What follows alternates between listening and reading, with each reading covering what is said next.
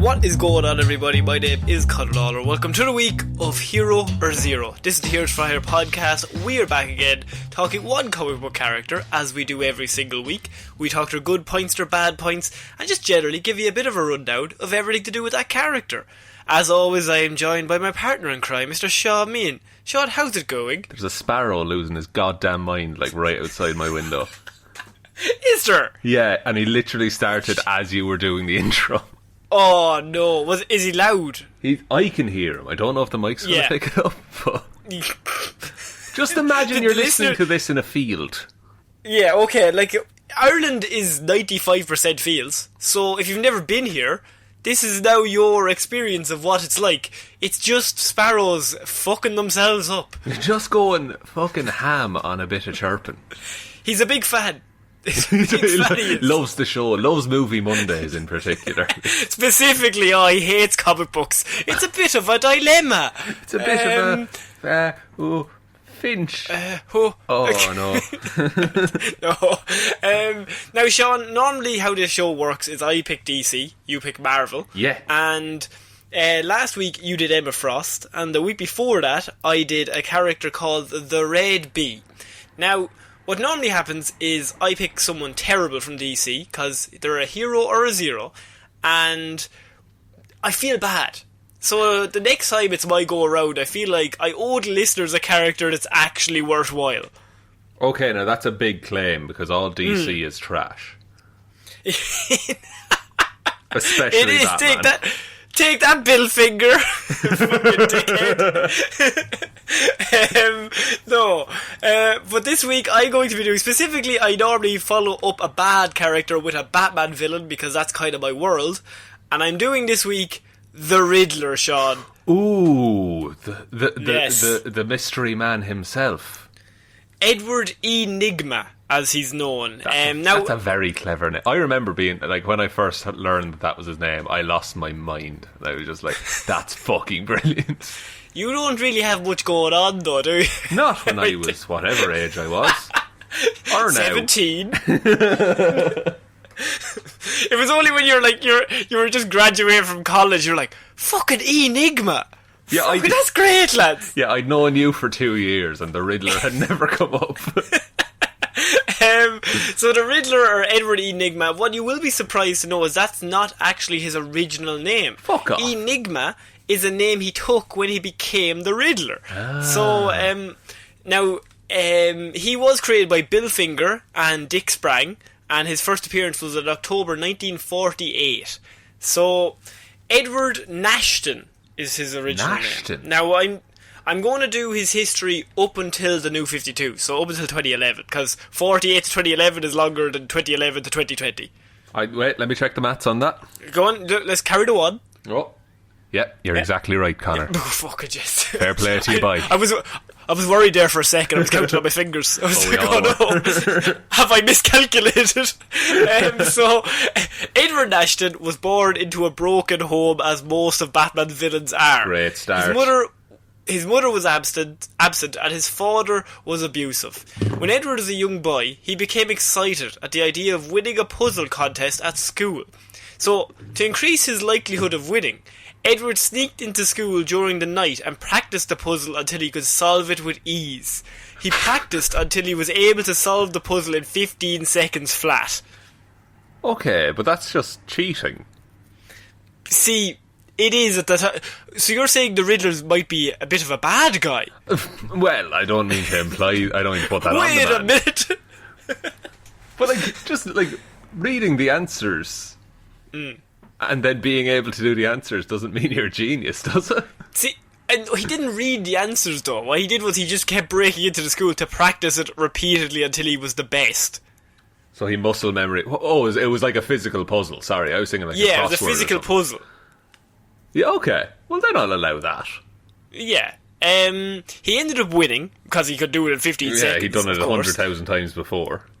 And was awarded a riddle book as a prize. So since that time, he has mastered puzzles, mind games, and riddles. Now, so far, it's fairly by the numbers. But why the Riddler becomes interesting is the psychological nature of why he developed his love for riddles. And This is regarded. So Edward was profoundly intelligent and would pass tests with apparent ease, something his father, out of jealousy, couldn't or wouldn't believe. He therefore attributed Edward's success to cheating, and started beating on him to keep him out of trouble, he said. Oh, fuck. So he can't handle that his son might be a genius or even smarter than him. So he's like, oh, you're cheating, I'm going to kick the shit out of you. And you have to beat a child to keep them out of trouble. That's the only way to learn. As we all know, you put your child until you're safe now. There's no trouble. Because you're also unable to move. So you won't get into any trouble. The perfect crime. I mean, fatherhood. It is a crime. Let's stress that. So you gotta stress that. Disclaimer. So he started beating him to basically keep him out of trouble or to stop him from lying. So out of the abuse, Edward developed a compulsion he has become known for. He constantly endeavours to tell the truth to prove his innocence. This is where his obsession with riddles comes from.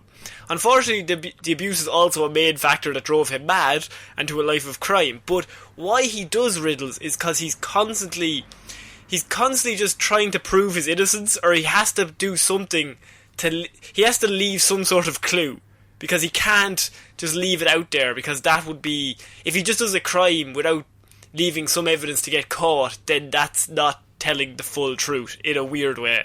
Oh yeah, like if he could probably hide all the evidence that it was him, but he doesn't think that's right or fair. Because since he was younger, his father always beat him, just because he was always so smart, and he kept accusing him of lying. So he constantly now strives to tell some sort of truth at all times. That's quite interesting for a villain. I think just it makes so much more sense. And when we get into the psychological, just his thought process when he commits a crime later on, it's fascinating to listen to. So, as Edward Nashton grew older, he opened a crooked carnival boot involving a diabolical puzzle, Shaun. Oh no, he's summoning the devil. Actually, we're going to get to that. That's a story I have.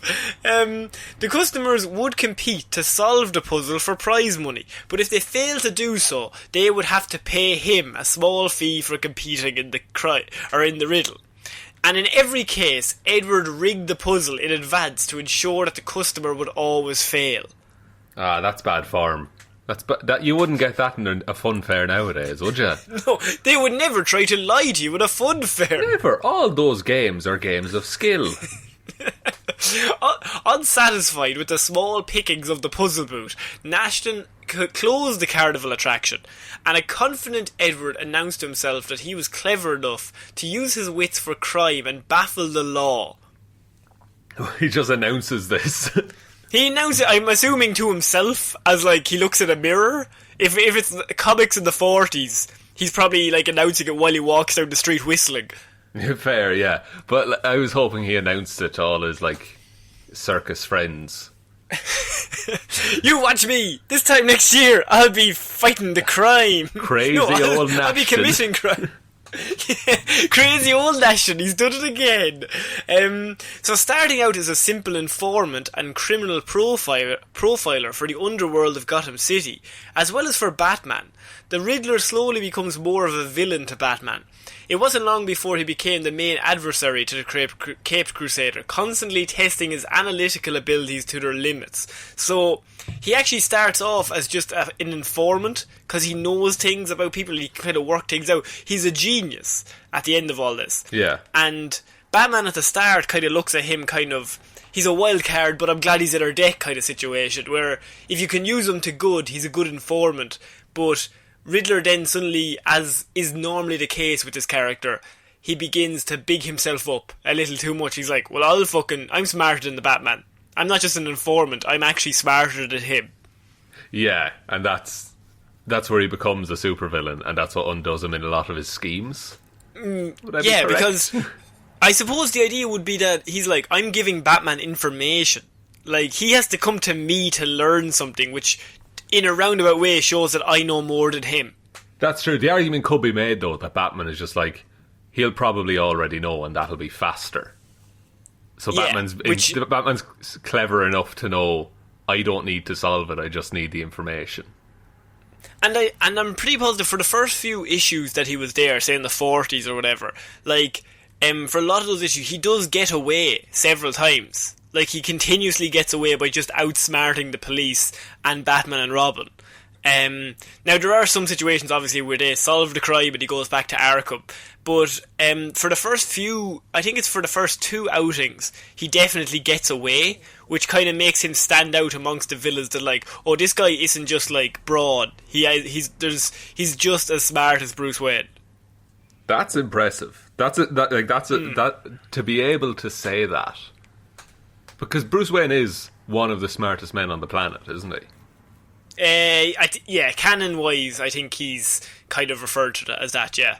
Yeah, just like we see in all of the movies.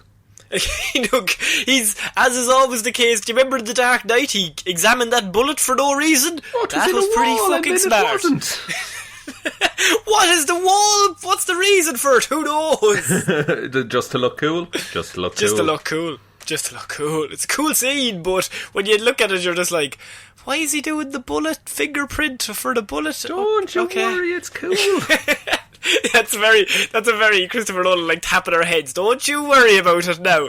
Off you go now. That's pretty cool. So how long was it, like, from when he was the informant to be in, quote unquote, the Riddler? It wasn't that long. Like, I think he started out as an informant just to get involved in the world.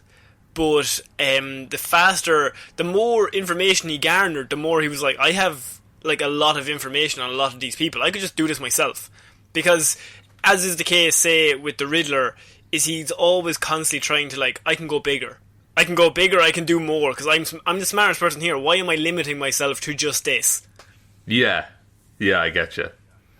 Now, he did appear in The Long Halloween, which is a story we've talked about here on the show, which was with Carmine Falcone and the big murder situation where there was a holiday murderer going around killing all of Falcone's associates. Yes. Now, Riddler was brought in on that case as Carmine hired him to help him discover the killer's identity. This actually leads to the Riddler being targeted by the killer on April Fool's Day, and he's the only one who's left alive. There's just the bullets on the outline of his body. Oh, rather fuck, than yes. the Riddler himself. Yeah. And that's probably The Long Halloween is his first major story arc. Up until that point, he was just what issue here, what issue there. But I have 2 or 3 stories here that I quite enjoy with the Riddler, just to try and get into the character itself. So the first one is something that you mentioned earlier on. This is probably the darkest Riddler has gotten. As is normally the case with Batman characters, they start off light, and then as the years progress, because Batman gets darker, they make the villains darker. Yeah, of course, it has to happen. And the Riddler, for a time, became darker and more bloodthirsty when he takes an interest in occult rituals, Shaun. Oh, interesting. This is a story called The Ceremony of the Bat, and he discovers instructions on how to tame a bat demon called Barbatos, I think, originally summoned by Thomas Jefferson. What? Comics are fucking weird. Comics are strange, lads.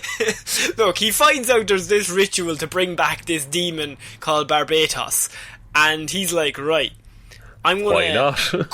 I'm not going to do the rituals, but I'm going to make Batman commit all the rituals through a series of riddles. Fuck's sake.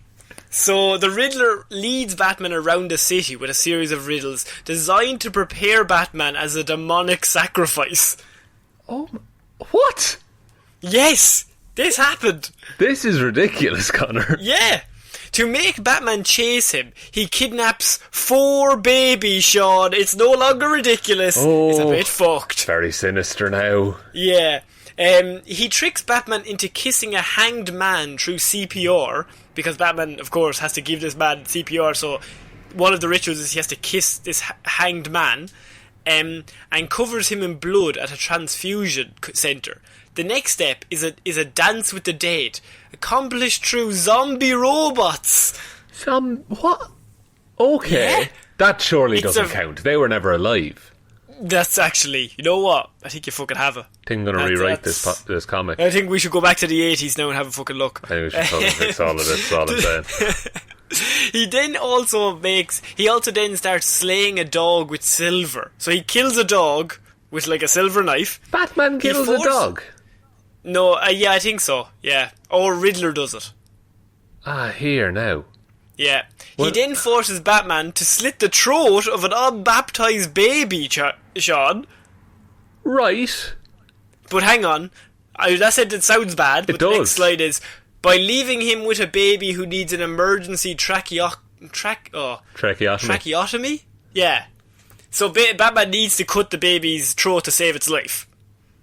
Fucking hell. Yeah. Like Batman, I'm sure, if he could avoid cutting a baby's throat. He's looking at his to-do list. Look, I just want to avoid that. You know, just one thing I want to avoid today, slitting babies. It's just if I could... I've already beaten the shit out of Robin. I've got men to shoot. I don't have time for baby slitting.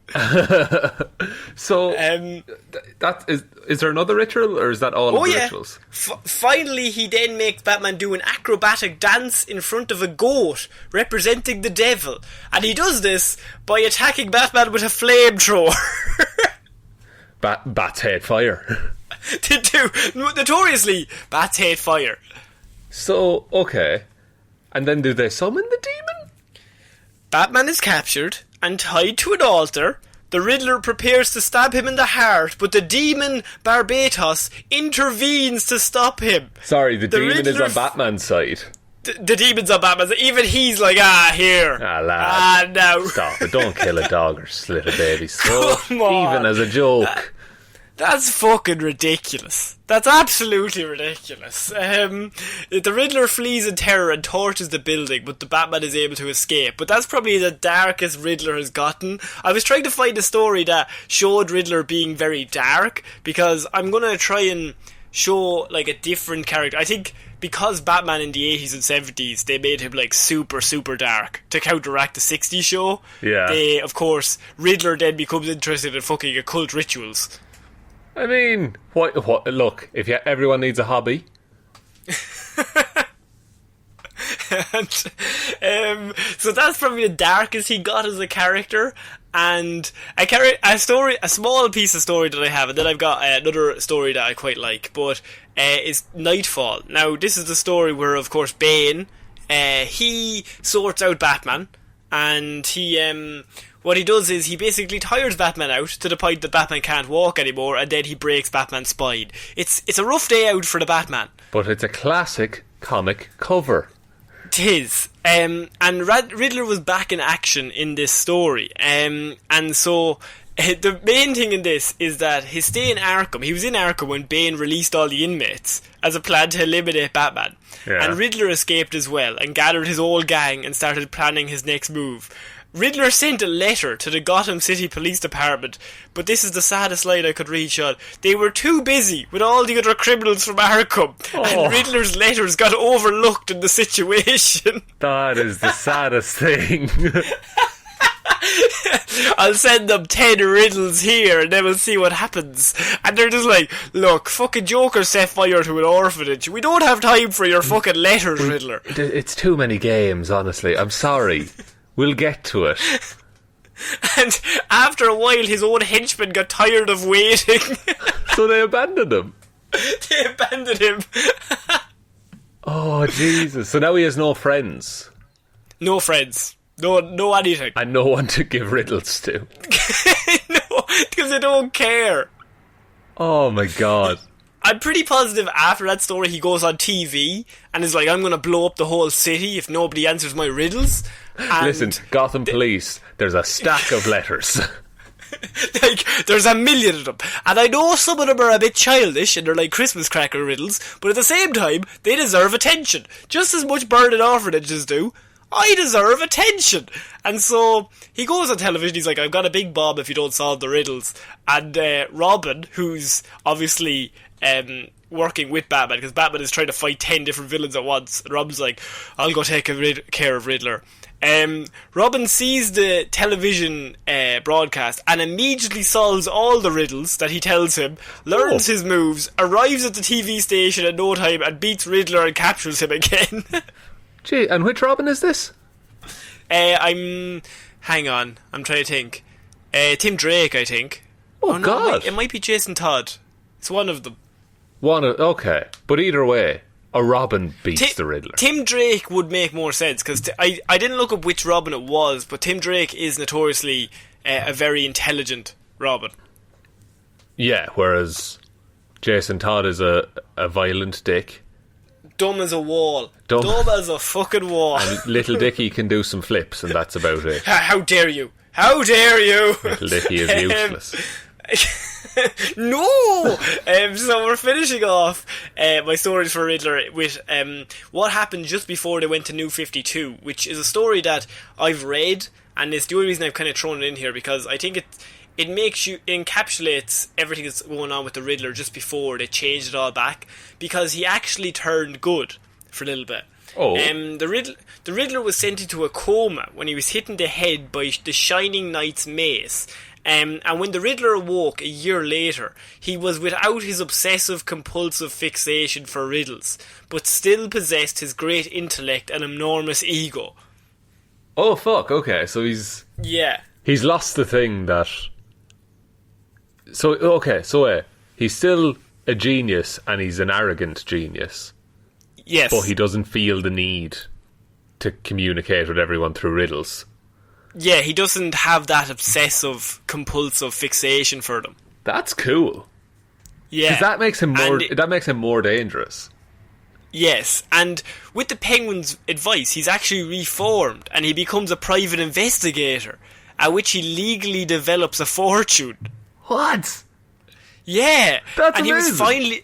He was finally on the right side of the law, using his amazing brain and his great talents for the good of the people, because he has no obsessive, like, he doesn't have anything in him that's like, I have got to commit a crime and leave one tiny clue. He's just like, I'm really smart and I can solve anything.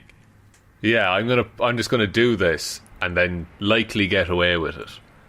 Yeah, I think he even becomes involved in like a ship murder mystery alongside Batman. Amazing. And they work together to solve the crime. That's so cool. Yeah. I had no idea he ever went good. Yeah, and this is why the Riddler has, like, you go through all the things that people know, he's obsessed with riddles, that kind of stuff, but like the bit when he does the turn good, because he forgets. It's a weird way to get there, but it's comic books. He goes into a coma, he comes out, he no longer has the obsessive thing that's keeping him to these riddles, and so he can use his massive brain for good. Instead of ill. Like when he's at the carnival. He also helps Harley Quinn, Poison Ivy and Catwoman become a team during this time. Which he's the reason that brings them all together. But the main story I'm going to rely on here is, I think it's from 2009, 2010, and I think it's Gotham City Sirens. But it's basically Batman dies. We've covered this, and yes. Little Dicky takes over as Batman for a short period. Unfortunately. And he's the worst. He's just, you know what? No talent Dicky, they call him. Skillless boy. So shortly after, the Riddler is he's on a case to solve a duo of unlikely suicides. The first being the second best female tennis player in the world, and the second an ace race car driver. So he just has his own whole life going on where he solves murders. Just as a regular job. As a regular private investigator. And completely above board, nothing shady going on. Nothing shady. He's That's just amazing. solving crimes. In his efforts, he uncovers that these deaths are in fact homicides, orchestrated by a serial killer who leaves subtle clues to the next victim within the body and time of death of the current victim. While attempting to alert the media, he provokes Dick Grayson as Batman. Almost instantly, Riddler deduces that the Batman before him is a new one. Almost instantly. It takes one look, and he's like, you're new. It's like you hold yourself different than he does. Yeah. And nevertheless, Riddler reveals that the next victim will be the sister of the second victim, a young romance writer. Something that Dick needed Alfred and the Batcave computer to figure out, and that took them hours. So little Dickie is dumb as a post. No, I think the idea is that any Batman would take a while, right? Yeah. And little Dickie's just one of them. And Riddler's real smart, right? Don't fucking turn this into a bit of propaganda against little Dickie. On my watch. I'll be on the anti-Dickie parade all day long. All day. But the idea is that he knows who the next victim is, and Dick and Alfred were trying to figure this out all afternoon. That's amazing. And he just instantly gets it. In the end, Batman goes off to confront the killer. He's like, Riddler, stay out of it. And Riddler decides that he's going to look after the intended victim. So he goes off to do something good. And after a brief but expected misunderstanding about Riddler's intentions with the young woman, Batman phones in to announce that he has apprehended and questioned not one, but 3 killers about their intentions. But he keeps getting no answers. And so Riddler's just about to leave when the lights go out with him and the young writer. Yeah. Riddler immediately concludes that Batman has not captured all of the killers and pulls the woman out of harm's way when the bomb goes off in front of her bookstore. So he saves this woman's life. So he's a hero. Well, the situation keeps going because while Riddler and the writer hide as the smoke clears, 3 costumes assailants enter the wreckage looking for their victim to mark with their next riddle. The 2 men are led by a woman going by Conundrum. Ooh. What are your thoughts on Conundrum the name? It doesn't have as nice a ring as Riddler. Yeah, I think so. But also the question was taken. Yeah, and Cluemaster's also taken. Oh, really? Yeah, there's a Cluemaster. I suppose you're left with Conundrum. Yeah, just looking through a thesaurus. Fuck's sake, what's left? Yeah, because the alternative is like, what the fuck was it? That's the other name. Oh no, it's what the fuck was it? Oh no. Who the fuck is it? It's what the fuck was it? That's their partners. And so their costumes that they wear are black and green, and they've got question marks all over them. Riddler stealthily disposes of the 2 grunts via the use of his cane. So you know his cane that has the question mark on the little handle. Classic. Conundrum manages to take the writer hostage at gunpoint, at which point Riddler deduces that Conundrum and her men are all college students who specialise in police sciences. So just from what move that she pulled, he's like, they're all college students, police sciences. Right, okay. Yeah. How? And due to his... Because it must be a technique that they teach in the college that he probably sees a lot of the time, and they also sound young. He just deduces it. Like, he has this amazing computer brain he's constantly just... He does a detect, and he figures it out. He does a Mr. Robot. He does that thing in TV shows, detective shows, where they walk into a room and they're just like looking around, and they're just like, there was a murder here. The woman came in from over there. The time was up here. And the other detective's like, in English, please. What are you talking about? Because they're nerds. Due to his famous rehabilitation, Conundrum's group decided to fill the void with their murders. Conundrum even admits that Riddler was her idol and that it would be a shame to kill him. At this point, Riddler announces that Batman is en route to their very location, something both Conundrum and the writer have difficulty believing. Riddler claims that since his reform, he and Batman have become close, and that his cane now has its own GPS that alerts Batman to his location whenever the question mark is twisted. Still unbelieving to his claim, Riddler calmly asks Conundrum with a smirk, "Why is this man smiling?" After his question has been delivered, Batman does indeed show up and knocks out Conundrum. Riddler then admits that he is completely baffled that Batman is indeed here, since he was only stalling for time until he thought of something else to do, leaving him to wonder if there truly is a bat signal in his cane. Amazing. And so Riddler goes good, and he actually saves that woman's life, which I find that I like that story because even at the end where you're like, he's still in control, then he's just like, oh no, I was just stalling. I was just kind of trying to figure out what the fuck to do. Yeah, I was just kind of think my way out of this. Yeah. That's amazing. I like that he saves the lady at the end as well. And that's just before they went to the New 52. He was good without his need to commit crimes with riddles. Yeah, and then and he gets that need back eventually. Or is it straight into New 52 then? In the New 52, they do give it straight back to him, yeah. So, like most Batman villains, the Riddler has become darker and more three-dimensional in recent years. Whereas he was once portrayed as a playful but sane criminal trickster, he is now the victim of intense obsessive compulsion. This was first introduced in the 1966 issue of Batman titled The Riddle-less Robberies of the Riddler. This is a story in which he tried to refrain from leaving a riddle, but failed. This compulsion has been a recurring theme. As shown in the 1999 issue of Batman Gotham Adventures, in which he tried to commit a crime without leaving a riddle, but fails. And then he says, "You don't understand. I really didn't want to leave you any clues. I really planned never to go back to Arkham Asylum, but I left you a clue anyway, so I have to go back there, because I might need help. I might actually be crazy."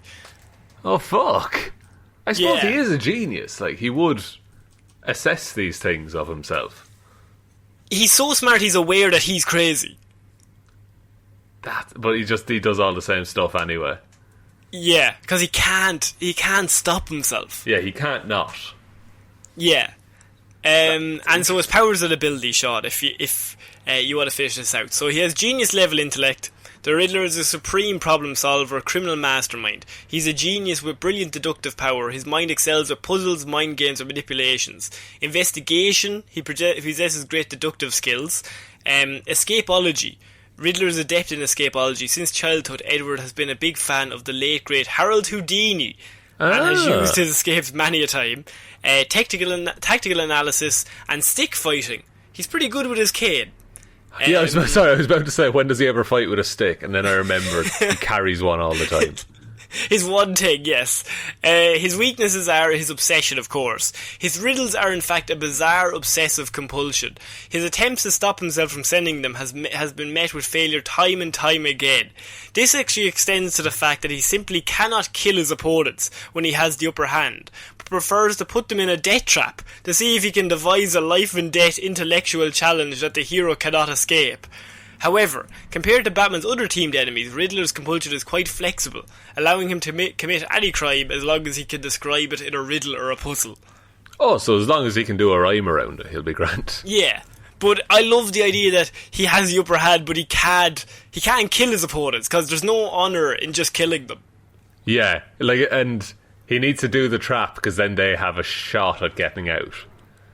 It's like Saw, but like on a very low level. It's kind of like Saw. Like in a weird way. Exactly like Saw. No, well, nobody's getting their faces ripped off, like. Thank God. But he's like, Batman, I can't just pull out a gun and shoot you. Like, I have to defeat you intellectually, and that be your downfall. Yeah, I need to. He needs like the mental high ground. And there's several episodes of. There's two episodes in particular of Batman the Animated Series that I love in regards to Riddler. Those two episodes are actually two of my favourites. They're If You're So Smart, Why Aren't You Rich?, which was his initial episode, which, if you want to know more about the Riddler, that's a really good one to start with. And he also has an episode called Riddler's Reform, where he tries to go good, and he can't help himself. Like, I think he makes toys for kids that are like... I think I've seen this episode. Yeah. He makes toys for kids that are just like games that have riddles in them. You press different buttons and you can try and solve the puzzle. But on his ad that he does for the puzzle, like, he flips a chalkboard, and when you flip the chalkboard, it has coordinates to the next robbery. Like, he has to just do it because he can't stop himself. I like that. Yeah. He's weirdly sympathetic for such a bad dude. Yeah. And he was, of course, played by Jim Carrey and Frank Gorshin in the 60s Batman, but Jim Carrey was just copying Frank Gorshin. As I said, the animated series preferred to show the character as a calmer, intellectual egotist, more obsessed with proving his own cleverness than actually in creating puzzles. And the last piece of news I have is that the last piece of trivia, I should say, is that he seems to be more rational and cautious than his fellow rogues. So during the Batman crossover storyline No Man's Land, which is when Gotham is hit with, ravaged by an earthquake, and there's nothing left, and so we've covered the fact that, say, Black Mask or something, he takes over the town when there's nobody there. Yeah. Riddler was seen elected to flee Gotham rather than stay behind in the lawless chaos that ensued. He was just, I am gone from here. Because once there's chaos, there's no calm for people to solve his riddles, as was proven in the Nightfall storyline. Yeah, that's true. His because Riddler is only able to continue doing what he's doing because people let him. You know? Yeah, like Batman, but like Two-Face isn't going to fucking deal with that. No, but I think that's really interesting and says a lot about the character, that he's like, there's no cops, there's no law, well, this isn't for me. There has to be order for me to be able to structure riddles around, because if it's just random, then there's no order, and then I can't organise a situation where I'm in control. I love that he's smart enough to realise that. He's probably the smartest villain that Batman has. Yeah, yeah, totally. Like, and my main exposure to him is in the Arkham games, and he's fucking great in those. Although he does get annoying after a while. You're just like going around collecting his trophies. I quite like some of the trophy stuff. Do you? Yeah. I think I tried that for a while. I completed the game, and then I said, right, I'm going to do all the riddles so I can get like 100%. Just so I could be cool. And I got like 20 of them, and I was just like, this is after taking me 3 weeks. I just cannot be arsed. No. But yeah, that's the Riddler. I think the Riddler is a character that kind of gets overlooked a lot, but just as a character himself, he's just, the more you look into him, the more interesting he gets. Yeah, and this was a really good rundown of like what he's about. And where he came from. Look, I'm trying my best. Trying my best, Shaun. Conor, you're not just trying, you're doing. But I think that's it for this week's Hero Zero, Shaun. Well done, sir. Thank you very much for that. And thank you, everyone, for listening to this episode of Hero or Zero. We'll be back on Monday with Movie Mondays, Wednesday with Weird News Wednesday, and next Friday with my episode of Hero or Zero. I hope it's way better than this one. Probably will be. You're so smart. Oh, well, we're being nice to each other today. Jess, isn't that great? Look, it'll last for a few seconds. Save it. Absolutely. Okay, fair enough. I'll end the show quickly. Yeah. So, if you want to support the show, there's a Patreon link down below, patreon.com/HeroesForYourPodcast. Oh, he did it.